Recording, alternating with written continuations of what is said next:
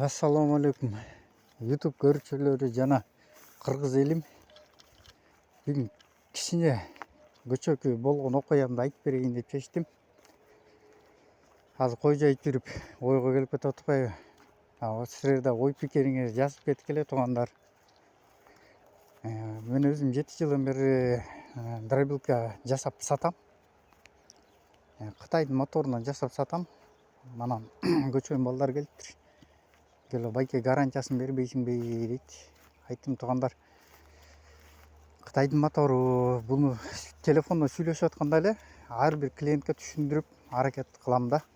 Туугандар, бул Кытайдын моторлору бизде только Кытайдын моторун сатам.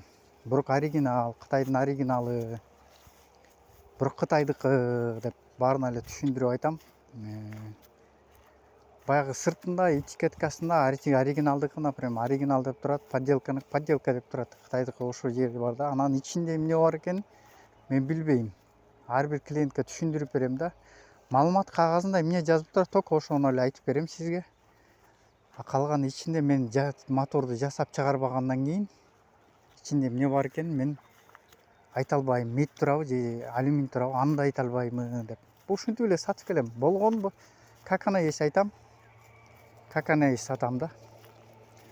Анан балдар айтат да, буга гарантия бер дейт да.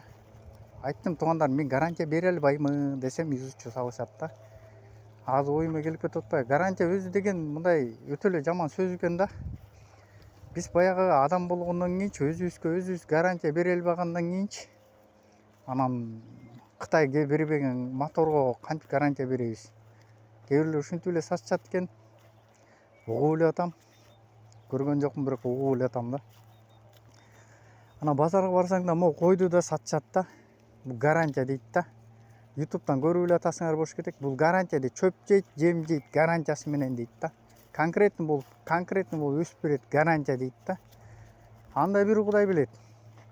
Ушу гарантия деген сөз өтө эле жаман сөз экен да, мындай ойлонсомчу.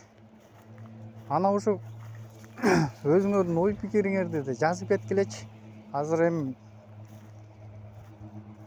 мен өзүм алдаган жаман көрөм. Как она есть айтканды жакшы көрөм да. Ана бул жеке менин ой пикирим туугандар. Силер кандай ойлойсуңар билбейм. Могу гарантия деген сөз көп эле жерде элдер колдонот.